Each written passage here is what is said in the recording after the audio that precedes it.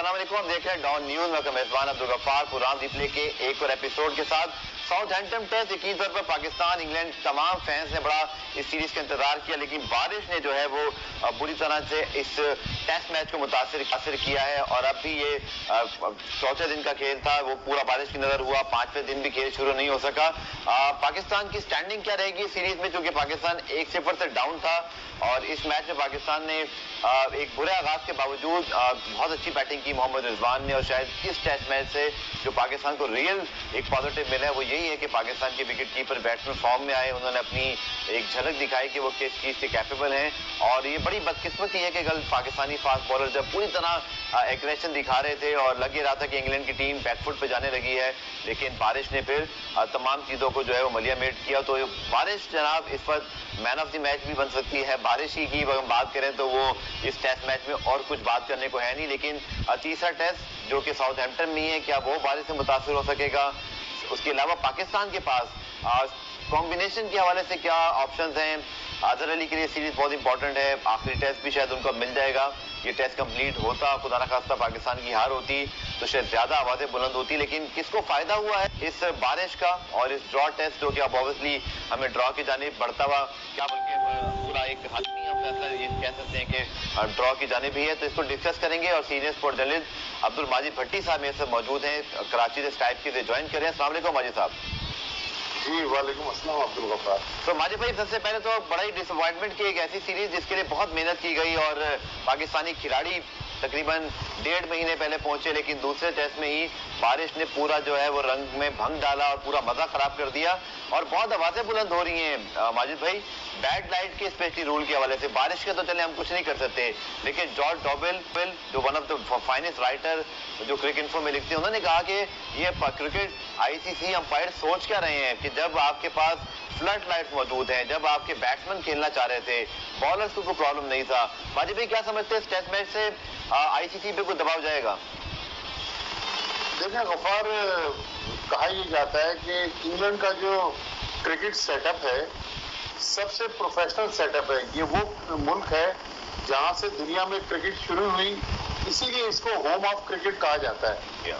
लेकिन जब इस मुल्क में किसी चीज पर आवाजें उठें तो इसका मतलब है कि उस कानून में या उस सिस्टम में कहीं ना कहीं खामी है। ठीक है। तो आपने जॉर्ज डॉबेल का नाम लिया, वो जिस तरह की बात कर रहे हैं, फिर एक बात माइक एथर्टन ने भी की। उन्होंने कहा कि सिस्टम में 25, 30, 40 लोग ग्राउंड स्टाफ में होते हैं, वो मिनटों में ग्राउंड को खुश करके मैच शुरू कर देते हैं।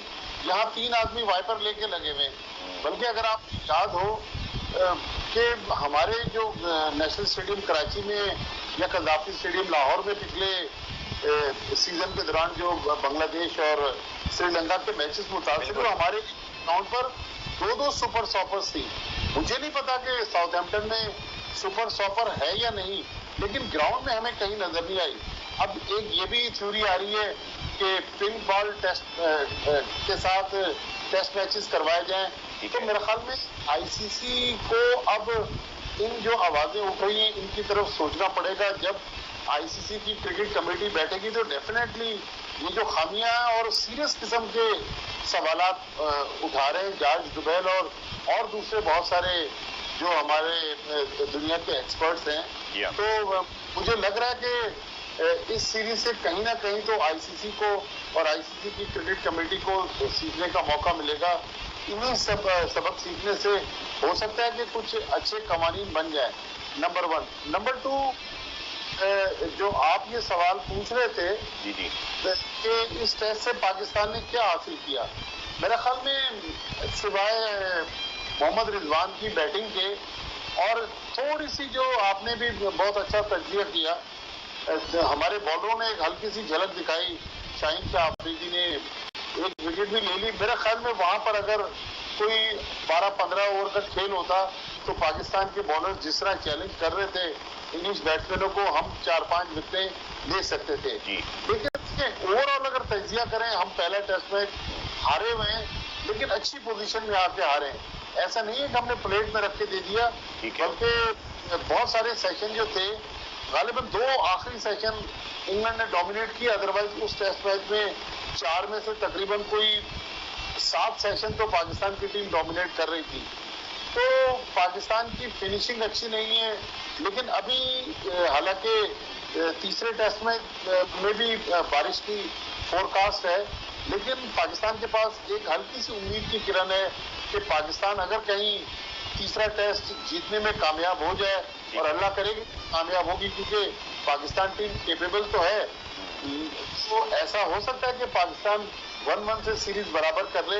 लेकिन ओवरऑल मेरे ख्याल में अभी तक बजाय ये कि हम तनकीदी निगाह से इसको देखें, ठीक है, अगर पॉलिटिकल एंगल से देखें तो पाकिस्तान ने ना अच्छी परफॉर्मेंस दी है ना बुरी परफॉर्मेंस दी है, दरमियानी परफॉर्मेंस पाकिस्तान की टीम की रही है। बिल्कुल ठीक आपने कहा माजिद भाई, चूंकि वाकई पाकिस्तान ने पहले टेस्ट में डोमिनेट किया, लेकिन हम अपनी गलती से और 1 घंटे की खराब बॉलिंग या कैप्टनसी की वजह से टेस्ट हारे। लेकिन अब असल स्पॉटलाइट जो है वो साउथहैम्पटन टेस्ट के बाद आईसीसी के कवानीन बैड लाइट का जो इशू है, इस पर बहुत ज्यादा बात हो रही है। रमीज राजा साहब ने भी ट्वीट किया, उन्होंने तो यहाँ तक कहा कि शायद हमें जो loss of play up to 6 hours in test match should allow an additional day to be added.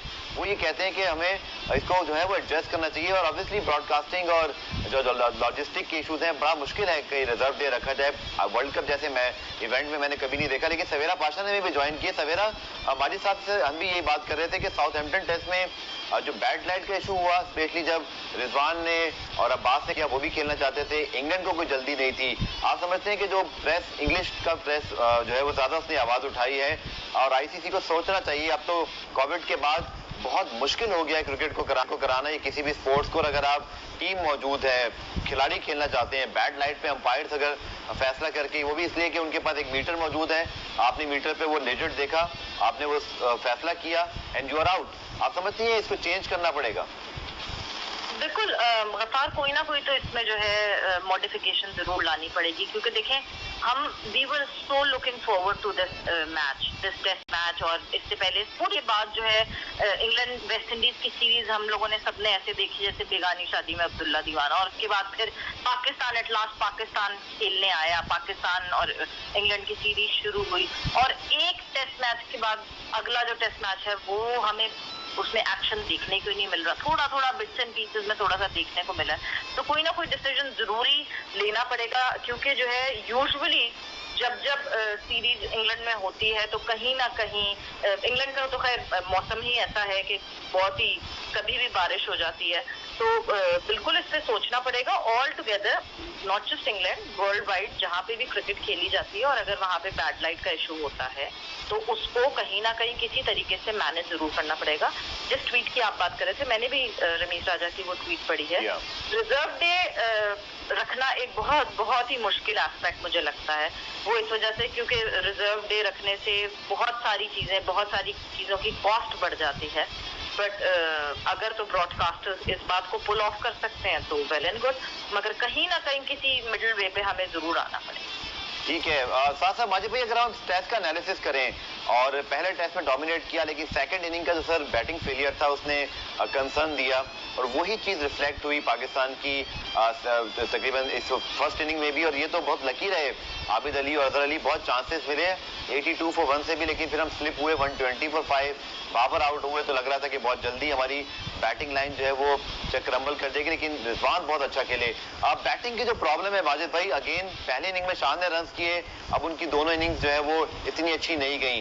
Overall अब तक जो पाकिस्तान की बैटिंग डिस्प्ले रहा है, स्पेशली अजहर और असद के हवाले से क्या कहेंगे आप? देखिए अब्दुल गफ्फार, अगर आपको याद हो, अब से 2 या 3 साल पहले शाहिद खान आफरीदी ने एक बात कही थी कि पाकिस्तान में क्रिकेट टैलेंट की कमी है, और बहुत तनकीद हुई थी, बहुत मजाक उड़ाया गया, और कहने लगे कि यार ये तो पाकिस्तान क्रिकेट को तबाही की तरफ ले जा रहे हैं।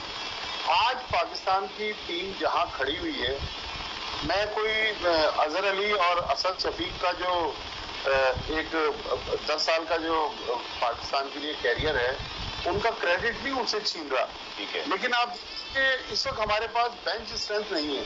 हमारे पास इन दोनों के बाद कौन होगा, हमारे पास इस सवाल का जवाब नहीं है। ठीक है। तो बाद 23 साल की उम्र से बाहर हुए, 34 साल की उम्र में पाकिस्तान टीम में वापस आए, एक इनिंग्स उनको खेलने को मिली, उसमें भी वो 0 पे आउट हो गए।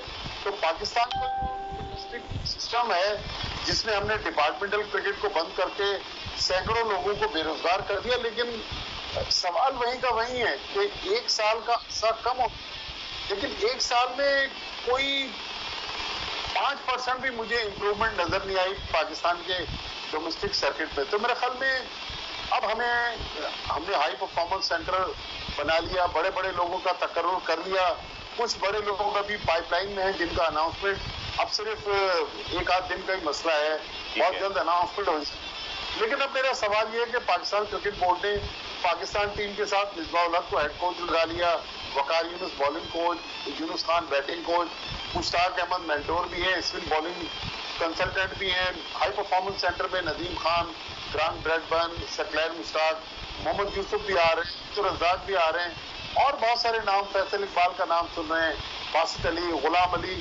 تو کیا اتنے بڑے بڑے نام پاکستان کرکٹ کو وہ مقام دے سکیں گے جو 80s 90s میں جہاں پاکستان کی کرکٹ ان بڑے ناموں کے بغیر کھڑی ہوئی تھی؟ کیونکہ دنیا میں یہ سسٹم جس میں سارے بڑے کھلاڑی کوچز بن رہے ہیں اور کسی ملک میں نہیں ہے. اگر آپ کا اتنا کرکٹ پہ نالج ہے، اگر آپ کے نالج میں ہے تو آپ بھی مجھے کریکٹ کر لیں، سویرا اگر کہیں بتا سکیں. راہل ڈراوڈ موجود ہیں بھارتی کرکٹ بورڈ میں، لیکن ہم نے اس کے علاوہ کوئی اس وقت بڑی جو شخصیت ہے، جیسے کہ ایون مہیلا جے وردھنے آئی پی ایل میں کوچنگ کر رہے ہیں، لیکن سری لنکا میں شروع نہیں کی انہوں نے بھی. اچھا عبد الغفار، میں اگر آپ سے پوچھوں، جی یہ حالانکہ کوئی پروگرام نہیں ہے، کہ اس وقت انڈین ٹیم کے بیٹنگ کوچ کون ہے؟ شاید آپ کو نہ پتا ہو. پتا ہے آپ کو؟ سنجے مانگر کے بعد مجھے واقعی ایگزیکٹلی یاد نہیں آ رہا جن کو ریپلیس کیا انہوں نے. وکرم راٹھور ایک آرڈنری. جی یاد آیا، اب مجھے یاد آیا. آپ صحیح کہہ رہے ہیں، بڑا نام نہیں ہے وہ، بڑا نام نہیں ہے. تو ہم بڑے ناموں کے پیچھے بھاگ رہے ہیں. یا تو پھر Pakistan cricket board with all due respect یہ چاہ رہا ہے کہ ملبہ اگر یونس خان پہ گرے گا تو شاید ہم لوگ بچ جائیں گے، ان کو ڈھال بنانے کی کوشش کی جا رہی ہے. لیکن یونس خان کو اگر کرکٹ بورڈ نے بنانا ہے، اس سے کرکٹ بورڈ سوچ بھی رہا ہے، تو پھر یونس خان کو 2-3 سال کا لمبا رن دینا ہوگا، کیونکہ اوور نائٹ کسی کے پاس ایسا سسٹم نہیں ہے. اب ہماری اس ٹیم میں ہم اظہر علی اور اسد شفیق کا تذکرہ کر رہے ہیں، اگر ان کو ہم اگلا میچ نہیں کھلاتے تو ہمارے پاس پیچھے افتخار احمد ہے، ظاہر ہے ان سے تو یہ دونوں بہت بہتر ہیں. حیدر علی وہ ہم کہتے ہیں کہ T20 کا پلیئر ہے. تو ہمارے پاس اس وقت بینچ اسٹرینتھ نہیں ہے، ہمارے پاس ٹیلنٹ کی کمی ہے، ہمارے پاس اچھے کرکٹرز کی کمی ہے. تو اس طرف پاکستان کرکٹ بورڈ کو بڑا سیریسلی سوچنے کی ضرورت ہے.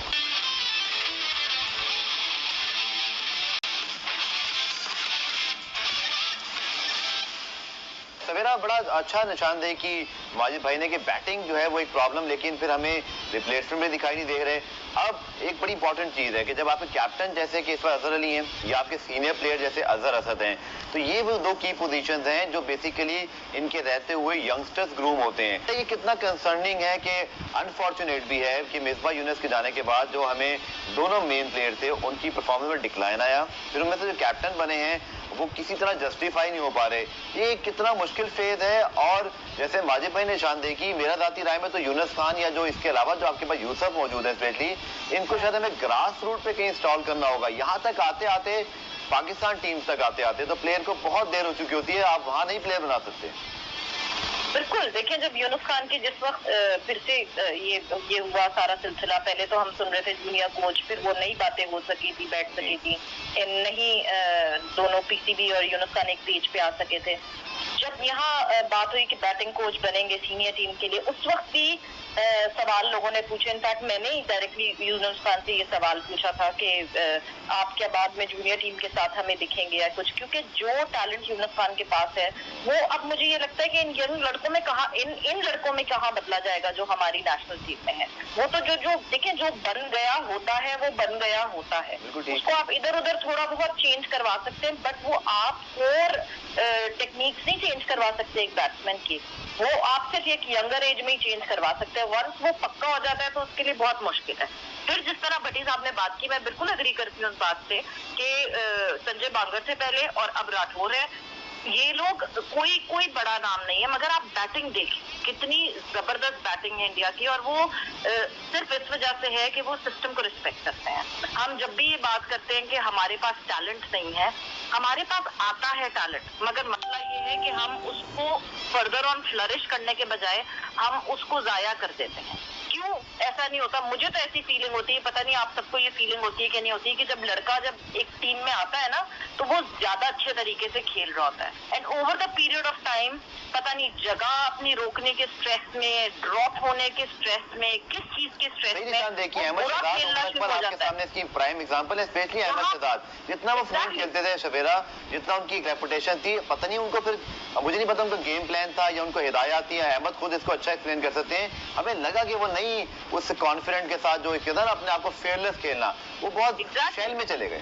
یعنی جہاں پرفارمنس کا گراف بڑھنا چاہیے کہ آپ نیشنل ٹیم میں آ گئے ہیں، آپ جو ہے وہ سب جونیئر کھیلتے ہوئے آ رہے ہیں، یا فلانا کھیلتے ہوئے آ رہے ہیں، یا فرسٹ کلاس کھیلتے ہوئے آ رہے ہیں، یا ڈومیسٹک جو بھی کھیل رہے ہیں، بٹ جب آپ نیشنل ٹیم میں آ گئے ہیں تو ڈے بائی ڈے آپ کا گراف جو ہے وہ بڑھنا چاہیے.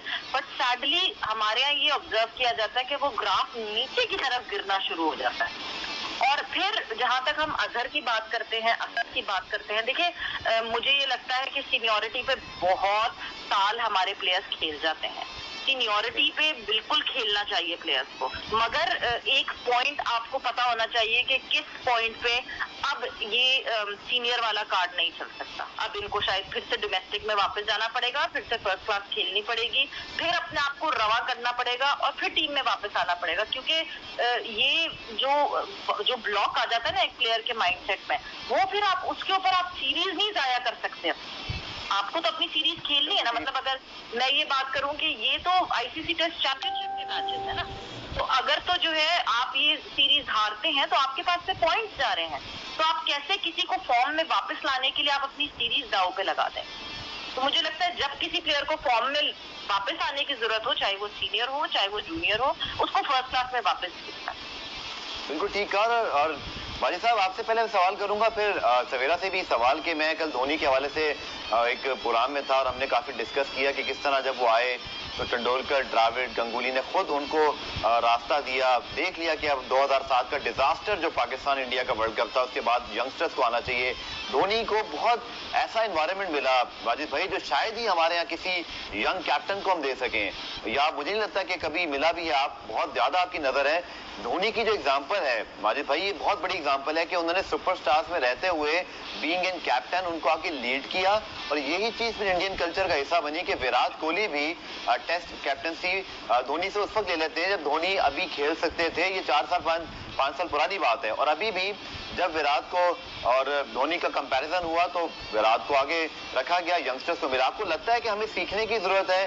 دھونی کا جو پورا ایک پرپل پیچ ہے اس کی بہت تعریفیں ہوتی ہیں، وہ بہت بڑے کیپٹن تھے، لیکن محرکات بھی تو بھٹی صاحب دیکھنے پڑیں گے. کیا ہم ایسا انوائرمنٹ دیتے ہیں اپنے کیپٹنز کو، پلیئرز کو؟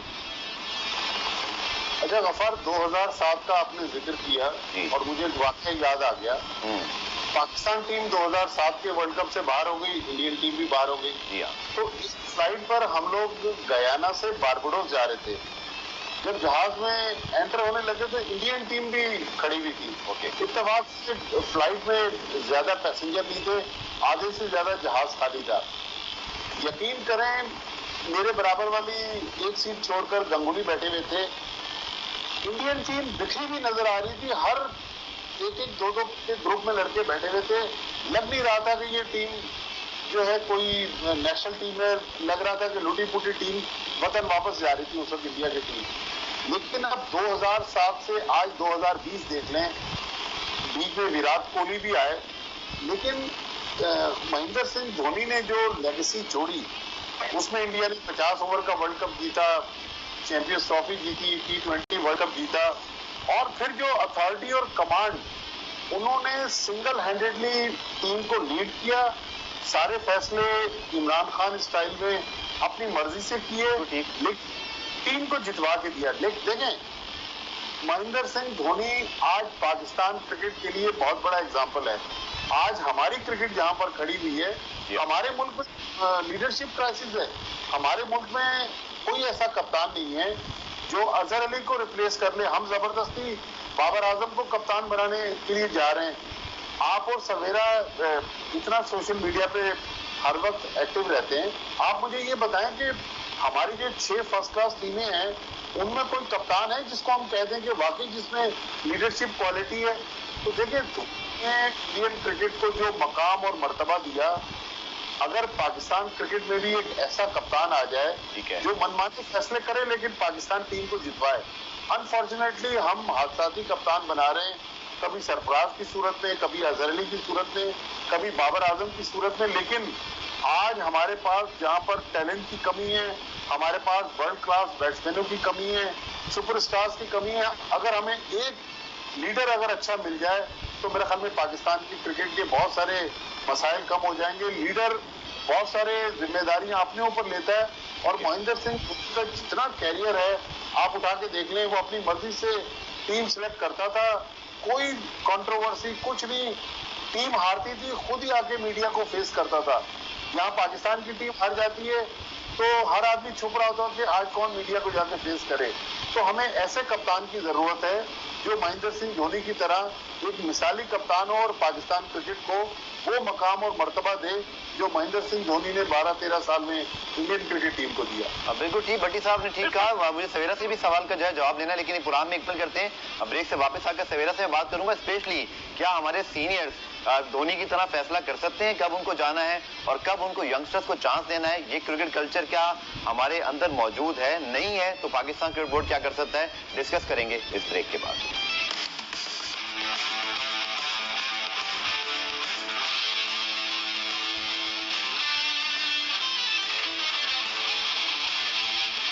%1% in these times of acute financial distress. Please continue to support Dawn Relief. To make a donation, please call 111-444-777 and speak to a Dawn Relief representative or visit dawn.com for details.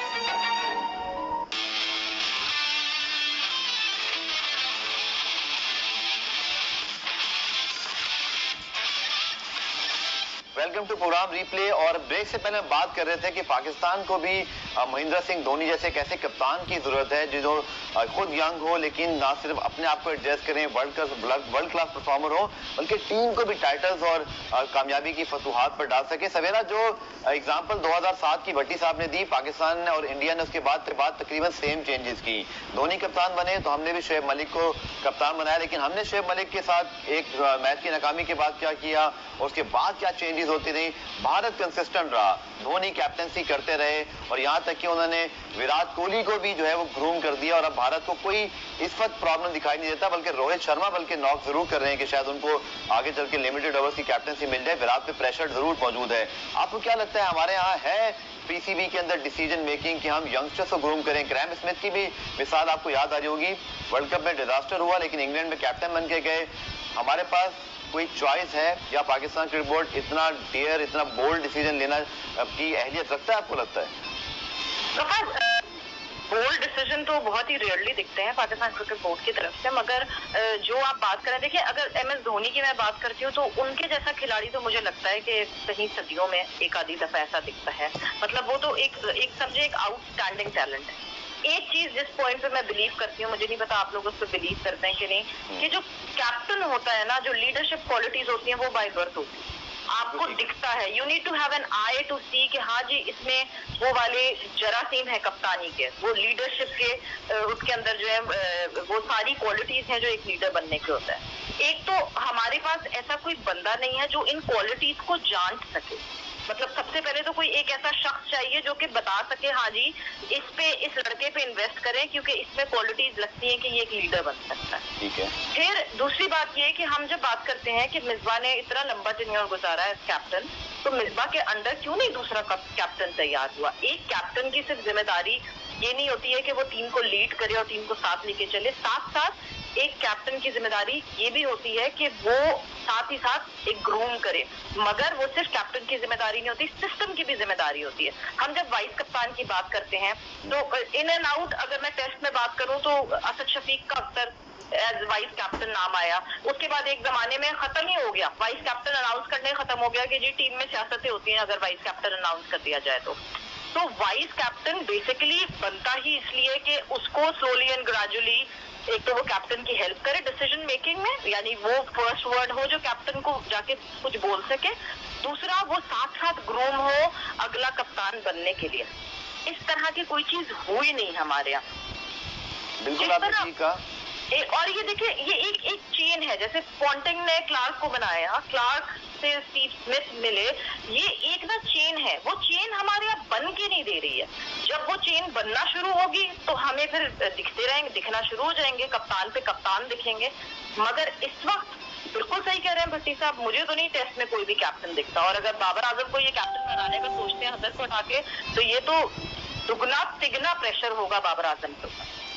ٹھیک کہا آپ نے. اور واجد بھائی یہاں بڑی notable چیز ہے کہ مصباح الحق جب خود کیپٹن تھے 2015 ورلڈ کپ میں, اور جاتے جاتے انہوں نے اظہر علی کو ریکمینڈ کیا. اظہر علی کی جو بہت ہی میرے خیال میں پاکستان کرکٹ کا جو بہت ہی برا فیز رہا, انگلینڈ بنگلہ دیش جا کے بھی وائٹ واش ہوئے, ہمیں آئی سی سی ایونٹ کے لیے کوالیفیکیشن تک کی جو ہے وہ نوبت آتے آتے رہ گئی. اس کے بعد اگین جب مصباح الحق اتنی پاورز کے ساتھ آتے ہیں, اگین وہ اسی اظہر علی کو ٹیسٹ کپتان بنا دیتے ہیں. آپ کو لگتا ہے کہ مصباح الحق بینگ اے ٹیسٹ, ان کی جو کیپٹن کریڈینشل ہیں, ریکارڈ ہیں, آؤٹ اسٹینڈنگ ہے, لیکن لمیٹڈ اوورز کرکٹ کے اندر بھٹی صاحب ایک تو ابھی لیڈرشپ کرائسس موجود ہے, سیکنڈ اس سے جڑا سوال, آپ کو لگتا ہے بابر اعظم میں کیپیبلٹی ہے کہ وہ ون ڈے اور T20 ٹیم کو سنبھال لیں گے؟ اور جو ہم بات کرتے ہیں, چلے ابھی کمپیئر تو نہیں کر رہے ہم دھونی یا بابر اعظم کو, لیکن ہم اپنی ریکوائرمنٹ دیکھیں, کیا ہے ان کو اتنے پاور دیے جائیں گے؟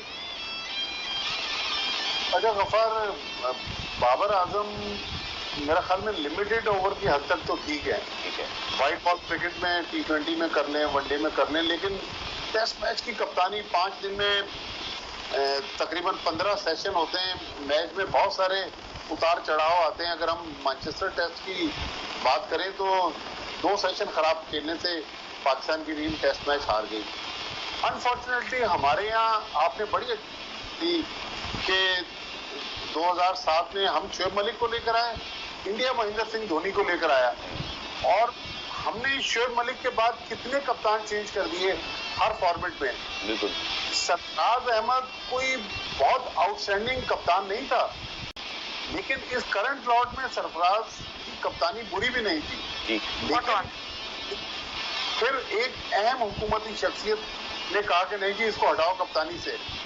پاکستان کرکٹ بورڈ میں چاہے وہ احسان مانی صاحب ہوں, چاہے وسیم خان صاحب ہوں, کسی میں اتنی ہمت نہیں تھی کہ کہتے کہ صاحب دیکھیں ٹیم کا شیرازہ بکھر جائے گا, بلکہ وسیم خان صاحب خاموشی سے لاہور سے فیصلہ آباد گئے, سرفراز کو آفر کی کہ بھائی آپ اسٹیپ ڈاؤن کر جائیں. سرفراز نے کہا نہیں آپ مجھے ہٹا دیں.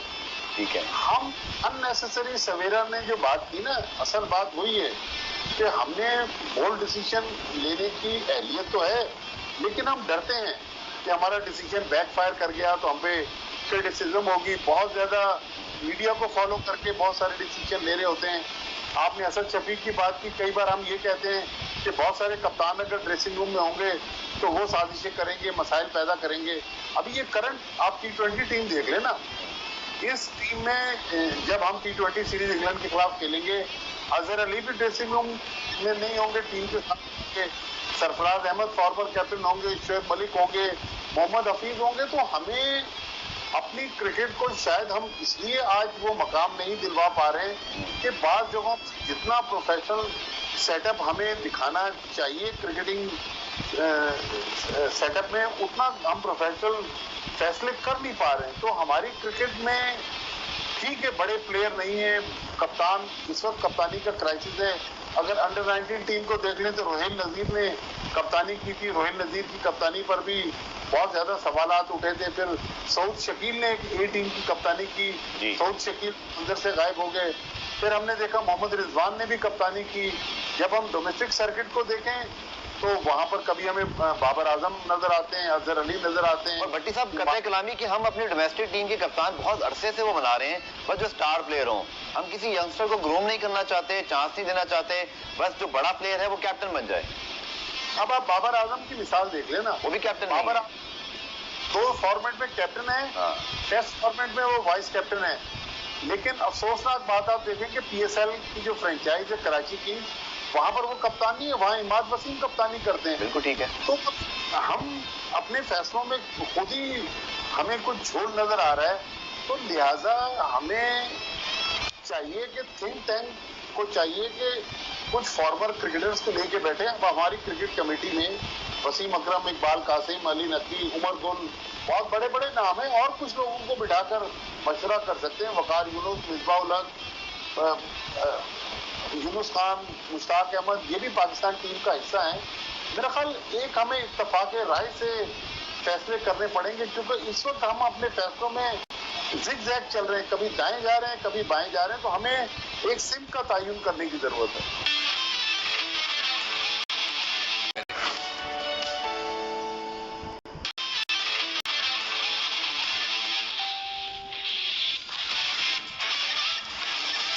मेरे ख्याल में एक अगर कभी कोई सेमिनार या गोल मेज कॉन्फ्रेंस करानी हो पाकिस्तान क्रिकेट बोर्ड ने, तो बड़े बड़े नामों को हायर तो कर लिया गया है, लेकिन आपको लगता है इट्स अ परफेक्ट टाइम कि जिस तरह हमारी एक टेस्ट टीम की लीडरशिप का क्राइसिस है, अजहर अली क्लियरली स्ट्रगल, उनकी वजह से पूरी पाकिस्तान टीम स्ट्रगल कर रही है। रियली विश के तीसरे टेस्ट में कोई मिरेकल हो जाए, लेकिन आपको लगता है कि ये जो इतनी बड़ी ब्रांड नेम्स हमारे पास क्रिकेट बोर्ड में मौजूद है और डिसीजन मेकिंग जिस तरह हमने और आपने भी सब चीज़ों को यहाँ पे डिस्कस कर लिया, कोई कंसिस्टेंसी नहीं है, कोई विजन नहीं है, 5 ईयर प्लान जरूर पाकिस्तान क्रिकेट बोर्ड का मौजूद है फॉर इंफ्रास्ट्रक्चर, ये सारी चीज तो वहां इंप्लीमेंट होते हुए दिखाई देती है जब आपकी टीम जीते, आपके डिसीजन आपकी मैनेजमेंट और टीम के हवाले से ठीक हो। आपको लगता है कि ये बड़े नाम जो बिखरे पड़े हुए इसका कोई फायदा है हमें? गफार देखें, पता नहीं फायदा पीसीबी उठाना चाहे तो उठाए इनसे फायदा, मगर सबसे जो बड़ा मसला है ना वो यही है कि पेशेंस नहीं है। हम एक तो पेशेंस नहीं है, फिर जो ओवर डिपेंडेंसी हो गई है सोशल मीडिया रिव्यूज पे या मीडिया रिव्यूज पे। मतलब अगर कोई बोर्ड जो है वो अगर मीडिया रिव्यूज पे चल रहा है और मीडिया रिव्यूज पे डिसीजन ले रहा है, तो ये तो सबसे बड़ा अहमकाना फैसला है। आपको लगता है ऐसे ही होता है? हम सबकी डिबेट या आपके ट्वीट या माजिद साहब के तस्वीर, नहीं मैं आपसे पूछ रहा हूँ, मैं अपनी ओपिनियन अभी नहीं देना चाहूंगा। अच्छा, नहीं मुझे बिल्कुल लगता है जहां आप जिसके लिए देखें, जिसके लिए ज्यादा आप बात करते हैं वो लड़का खेल खेल के उस लड़के का हशर हो जाता है, मगर जब तक मीडिया उसके लिए बात नहीं करता है तो मुझे लगता है कि पीसीबी को पता ही नहीं चलता है, बोर्ड में किसी को पता ही नहीं चलता है कि वो लड़का कोई है जो इतना अच्छा खेल रहा है। ये मीडिया ही होता है जो शायद नजरों में लेकर आता है। फिर दूसरी बात ये कि अगर इस लॉट की बात करते हैं तो मैं 100% अग्री करती हूँ भट्टी साहब से कि इस लॉट में अगर वो जो मैं कह रही हूँ ना कि वो लीडरशिप क्वालिटीज थी, वो लीडरशिप क्वालिटीज सरफराज में जो पहला ही डिसीजन लिया गया। देखें ये सबसे एक और जो सबसे बड़ी गलती हमारे बोर्ड के साथ होती है ना कि नया सेटअप आएगा वो सब पुराने सेटअप को स्क्रैप कर देगा, यानी हम ग्राउंड जीरो पे आ जाएंगे और ग्राउंड जीरो से फिर वो शुरू करेंगे। सारी जिंदगी हम यही सुनते रहे कि जी पाकिस्तान टीम ओवरहॉलिंग प्रोसेस में, वो ओवरहॉलिंग प्रोसेस खत्म ही नहीं होके दे रहा। जो पहला ही स्टेप था कि सरफराज को हटा देना चाहिए, तो उसकी बराबरी का ना फिर कोई लीडर लेकर आते, क्योंकि इस लॉट में सरफराज की बराबरी की leadership qualities I am sorry to say मुझे तो किसी ने नहीं दिखी। सवेरा ने कहा माजिद भाई ये भी शायद दुनिया में अगर हम दूसरे बोर्ड्स को यहाँ पर रखें और हम भी सोचें कि भारत में ऑस्ट्रेलिया में एक रिव्यू कमेटी बने, चाहे वो क्रिकेट कमेटी का आप उसको नाम देते हैं, और जो शख्स उस कमेटी में मौजूद हो और उसकी रिकमेंडेशन पर किसी को हटाया जाए और बाद में वही शख्स इक्तदार में आ जाए, क्या ये एक ट्रांसपेरेंट चीज कहलाएगी? और यही हमारी क्रिकेट की मुझे लगता है भट्टी साहब इस पर प्रॉब्लम है कि हम असूलों पर भी नहीं चल पा रहे हैं। देखिए सवेरा ने बहुत अच्छा एक पॉइंट रेज किया, जो मीडिया की सवेरा बात कर रही है। जी जरूर। अगर आज हम फवाद आलम को देखें, देखिए फवाद आलम हमारी क्रिकेट में नाइंसाफी का एक बहुत बड़ी मिसाल बनेगा फ्यूचर में भी। बिल्कुल। कि जो 10 साल 8 महीने टीम से बाहर रहा, ये नहीं कि फवाद आलम कराची का, मैं कराची का हूँ, आप कराची के हैं या सवेरा कराची की है, मैं पाकिस्तान की बात कर रहा हूँ। अगर मैं गलत हूँ तो अगर कोई मुझे दुरुस्त कर सके तो बिल्कुल करे। फवाद आलम ने इस दौरान 7,500 फर्स्ट क्लास रन बनाए, 25 सेंचुरियां बनाई। पाकिस्तान ने 88 टेस्ट मैच के लिए फवाद आलम को मीडिया के प्रेशर पर अब टेस्ट मैच खिलाया गया, लेकिन यहाँ हम मिसबा उल हक को भी क्रेडिट देंगे, अजहर अली को भी क्रेडिट देंगे कि बहरहाल उन्होंने पिछली रिवायात को खत्म किया। आबिद अली की आप एक और मिसाल देख लें, आबिद अली साल से रन्स कर रहे थे, मीडिया ने जब अटेंशन दिलवाई, मीडिया ने पाकिस्तान क्रिकेट बोर्ड का दरवाजे को खटखटाते रहे तो आखिर में आबिद अली को उनको लेना पड़ा। तो इस तरह की बेताशा हमारे पास मिसालें मौजूद हैं, लेकिन गफार हमारे यहाँ ये चीज अनफॉर्चुनेट है कि हम अपने बुरे फैसलों से سبق نہیں سیکھتے. ہم نے یہ بات بھی سویرا نے درست کی کہ اگر سرفراز سے بہتر ہمارے پاس کپتان تھا تو بالکل ہم اس کو بناتے. دیکھیں ایئر مارشل نور خان پاکستان کی تاریخ کے سب سے بڑے ایڈمنسٹریٹر جنہوں نے ہاکی اسکواش تینوں میں پاکستان کو ایک مقام دیا. 82 میں جاوید میاں کو ہٹایا نور خان صاحب نے, کپتان کس کو بنایا؟ عمران خان کو. عمران خان نے 82 سے لے کے 92 تک جو ایک پاکستان کرکٹ کو مقام, مرتبہ اور لیگیسی دی, آج پوری دنیا اس کی تعریف کرتی ہے. بالکل ٹھیک. تو اس کے ایڈمنسٹریٹرز کی ہمیں ضرورت ہے. ہم لوگ میڈیا کے ایک ٹویٹ سے ڈر جاتے ہیں, میڈیا کے ایک پروگرام سے آ کے اپنے فیصلے تبدیل کر دیتے ہیں. لیکن عبدالغفار, اگر ود آل ڈیو ریسپیکٹ میں مصباح الحق کے لیے بات کروں گا کہ مصباح الحق کو تھوڑا سا اپنے فیصلوں میں نا میرا خیال میں جانبداری کی اینک جو ہے وہ اتارنا پڑے گی. چاہے وہ فواد عالم کو انہوں نے موقع تو دیا لیکن کافی تاخیر سے موقع دیا. اگر ہوم ماجد بھائی میرے پاس اختتامی بالکل 1 منٹ باقی ہے, میں سے آپ سے یہ جاننا چاہوں گا, جب آپ چیف سلیکٹر اور ہیڈ کوچ ایک شخص کو مرا دیں گے اور کوئی پوچھنے والا نہیں ہوگا, کوئی آرگومنٹ نہیں ہوگا, تو یہ پھر ٹرانسپیرنسی اور جو جانبداری کی بات کریں یہ تو موجود رہے گی. دیکھیں بالکل, اگر اس طرح ہم ایبسولوٹ پاور کسی بھی شعبے میں کسی بھی شخص کو دیں گے تو کون اس کی اکاؤنٹیبلٹی کرے گا؟ تو لہٰذا دیکھیں کریٹیسزم اسی لیے ہوتا ہے, ہم تنقید نہیں کر رہے, ہم تو تنقید برائے اصلاح کر رہے ہیں.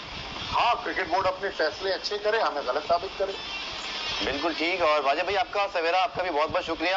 کوشش کی کہ ساؤتھ ہیمپٹن ٹیسٹ چونکہ نہیں ہو سکتا, ڈرا کی جانب ہے, اور پھر تیسرے ٹیسٹ میں دیکھیں اگر رین پریڈکشن اچھی ہوئی اور میچ ہو جائے. لیکن جو پرابلم ہے, اور خاص طور پر جیسا ہم نے ڈسکس کیا کہ 2007 میں پاکستان انڈیا بالکل سیم پوزیشن پہ تھے, 2007 میں ایک ساتھ باہر ہوئے ورلڈ کپ میں پہلے راؤنڈ سے, لیکن بھارت نے دھونی کو کپتان بنایا تو پھر 2017-18 تک 10 سال تک وہ کیپٹن رہے اور اپنی ٹیم کو کہاں سے کہاں پہنچایا. پاکستان کرکٹ میں شاید 10 سال میں کم از کم مجھے 10 مثالیں یاد آ رہی ہیں جہاں ہم نے مختلف فارمیٹ میں کیپٹن سپلائی کیے, اور یہی وہ ایک کمپیریزن ہے جس کو ہم نے آج ڈسکس کیا. باقی جو فینز ہیں وہ اپنا رائے ضرور دے سکتے ہیں آج ری پلے کے ذریعے جا کر کہ کیا آپ کے خیال میں کنسسٹنسی کے لیے پاکستان کرکٹ بورڈ کو مزید اقدامات کرنے چاہیے, کیونکہ یہ بڑی حیران کن بات ہے کہ اظہر علی فارم میں نہیں ہے, کیپٹنسی کر نہیں پا رہے, لیکن ہمارے پاس ان کا کوئی متبادل نہیں ہے جو لمحہ فکری آئے. پرام ری پلے دیکھنے کا شکریہ. کل دوبارہ سے ملاقات ہوگی, تب تک کے لیے اللہ حافظ.